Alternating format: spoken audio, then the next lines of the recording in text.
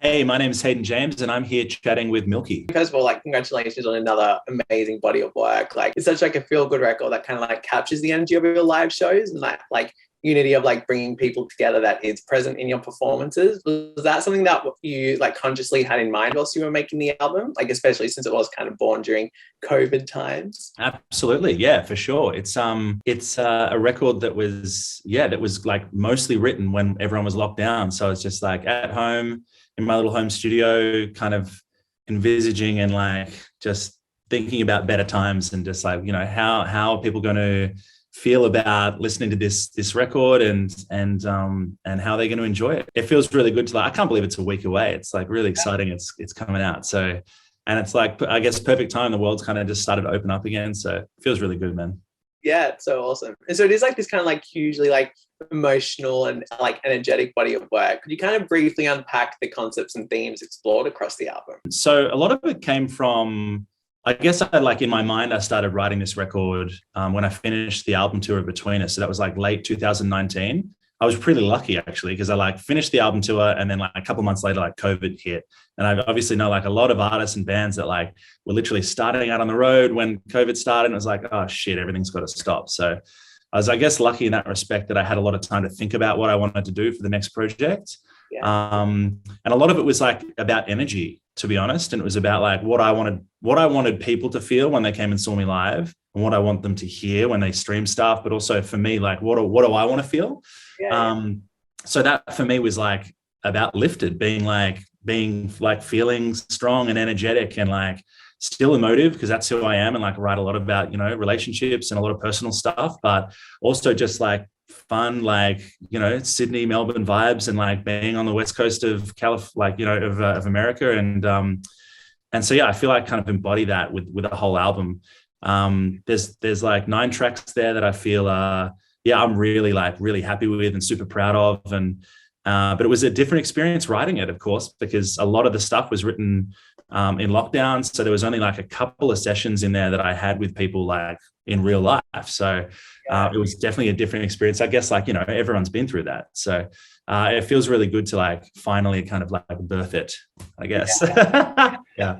Love that. So like, I mean, I personally think like something that's really special and important in this body of work is that there is this kind of like positivity like woven throughout it, and like it's like a feel good collection of songs. So like what messages do you hope that listeners take away from the album?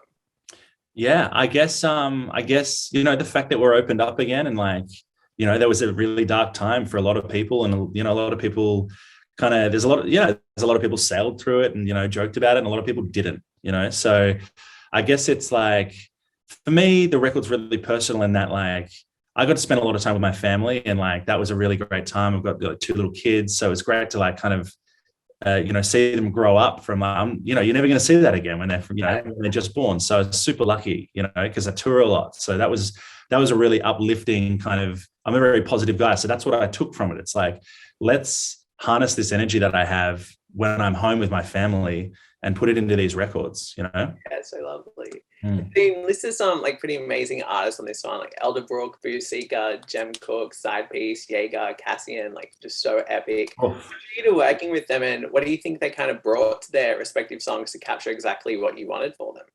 Yeah, well, I wrote like, I'm going to say like 35, 40 records for this album.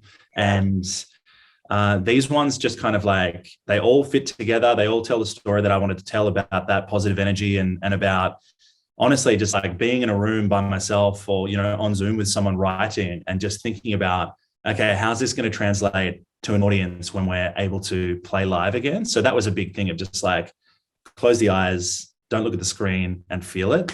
Yeah. So yeah, that was kind of like a lot of the record for me of just like, obviously writing on Zoom. So yeah, the collaborators were just amazing. Like I've known obviously quite a few of them for a long time. Elderbrook, of course, I've collaborated with on the last record. Yeah. Cassian was great. We've known each other for like 10 years, and he's helped me with mixing and production on all my stuff. So to actually do something together publicly is like super exciting, and can't believe it was like the #1 like record in the UK, like on BBC Radio 1. We didn't even pitch it to radio. We're like, let's just put this out. It feels really good together. And I guess that's the energy of true collaboration and like true friendship. People can feel that, I guess. Yeah. I'd written with Jem Cook before, and we got a couple of records and demos and stuff, but that one just felt supernatural, and it's kind of it's a record that, I'm very like song based. So I'm like, verse pre, chorus, back end, and then you hit the second verse and all that kind of stuff. So it's for that one to come out. I actually wrote that in quarantine in Sydney last year. And yeah, that one feels really good too. And same with like Busika. We actually had never met before. The first time we met is on New Year's Eve when we played it in Melbourne to like 10,000 people to try this record out free. And we realized that we hadn't met in person before, but we'd chatted so much like this that it felt like we were brothers, So yeah, it feels really good. There's a lot of great collaborators and they've helped tell my story. So you just mentioned you wrote like 35 to 40 songs for this record.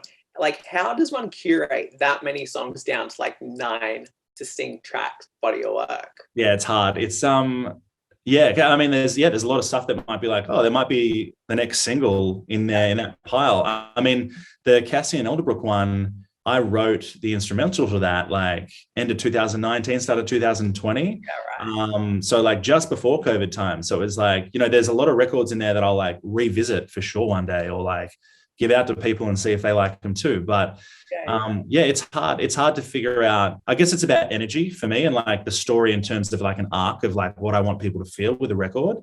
So it's, honestly, I just trust my gut, and you always come back to, for me, it's the simplicity of records. Like what's good. That's why I love Fade as well. It's like Fade is track 3 or 4 on the record. And it is like, just like drums, bass, vocal, synth. Like there's nothing to it, but that's why it's so strong. That's why records like Something About You and stuff are still kicking along and people enjoy them. And a lot of people haven't heard them going, holy crap, that sounds like something, you could release now. It's because it's so simple.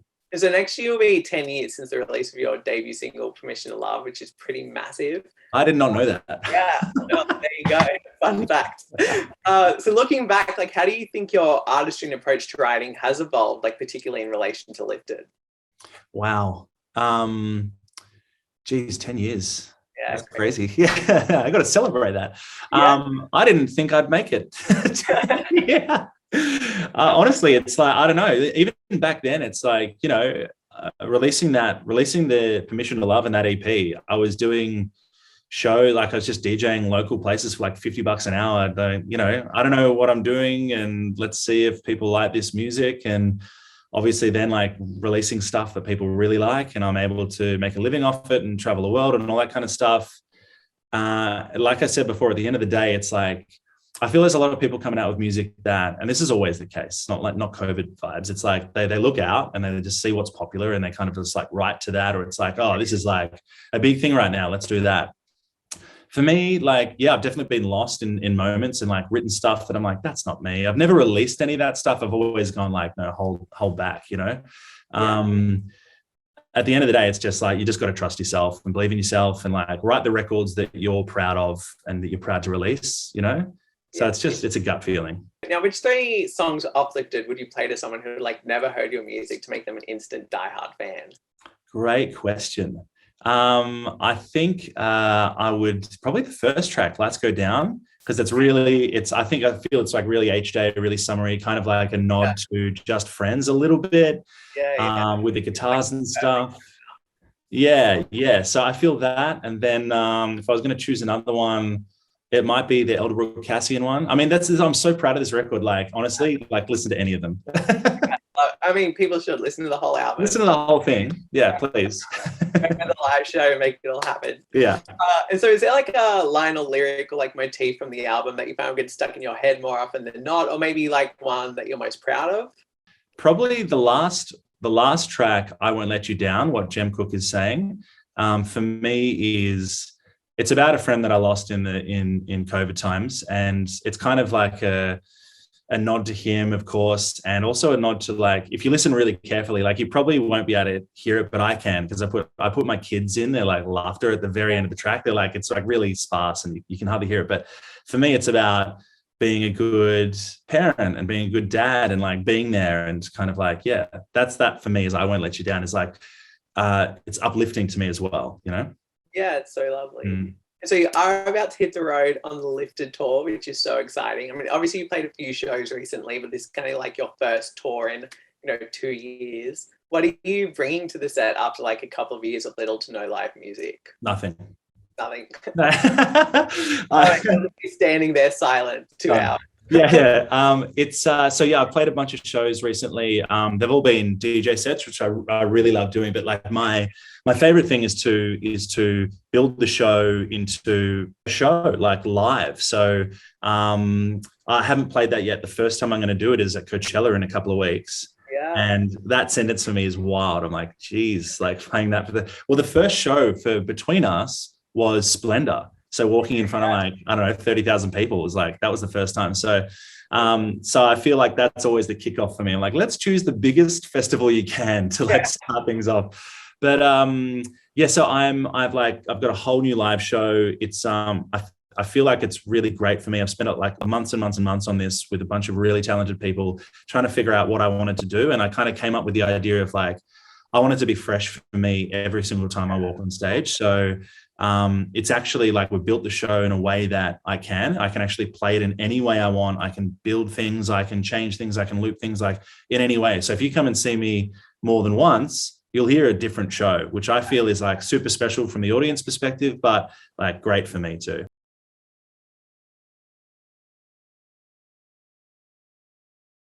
Beach Boys, Daft Punk, Elton John, Bowie, like old stuff that's like, for me, it's all about harmony and songwriting. Calvin Harris, love to write with Calvin. Love all of his records. I love that he like, I guess, reinvents himself all the time, with the funk wave bounces and stuff. Yeah. It's like, it's just so cool. Really, really big fan. Probably Discovery, Daft Punk. That one was like the first time I listened to electronic music, and the first time I kind of like really delved into like, what are these synths? What is this sound that I'm hearing? So yeah, that one for sure. And it's like as well to like that paired with the cartoon that comes with it, Interstellar 5555. It's like, it's a feast. It's beautiful. Interstellar. I love the sparseness of it, and like less is more in that, I feel. And it like kind of like you could like see it in so many different ways.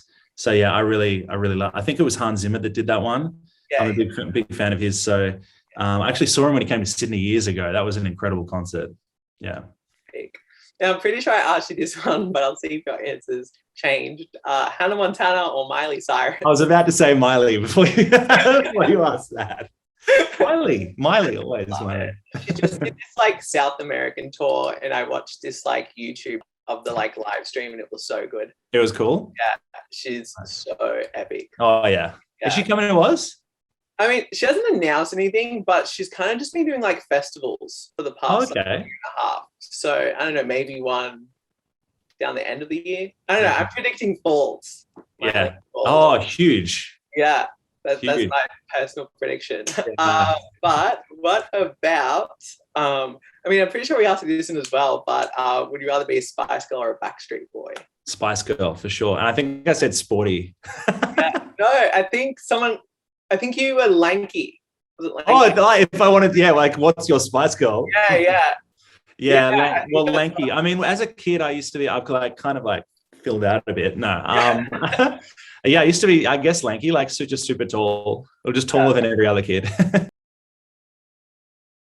Probably Splendor, like, because before performing there, I still can't believe I did the main stage and played right as the sun was going down.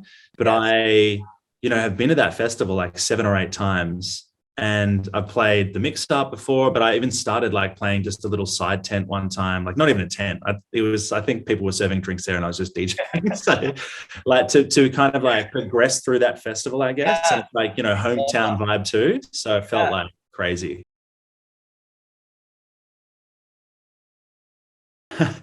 I love listening to bossa nova music. Yes. When it's sunny out, I put on like just a playlist. I started with like the girl from Ipanema and just put it on like stream radio and just like listen to like, obviously just goes through lots of different stuff I haven't heard of before. But that vibe when the sun's out, cold drink, beautiful. What about an artist you think has had the most influence on the music industry? I remember your answer for this one, but we'll see.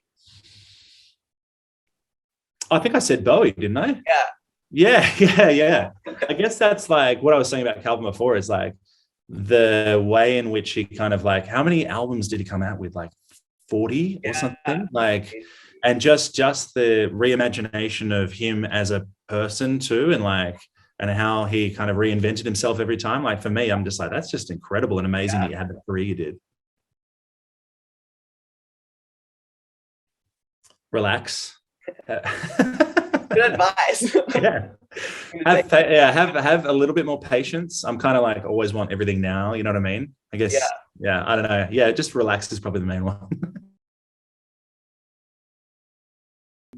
I think when I was like 13 or 14, I was playing like piano, saxophone and everything. And I just like in a band, and I just really enjoyed doing that. You know, I obviously played sports and stuff like that, but like the most fun time I had was with mates, like even in the garage, just jamming and playing guitar. So it was like, yeah, around that time.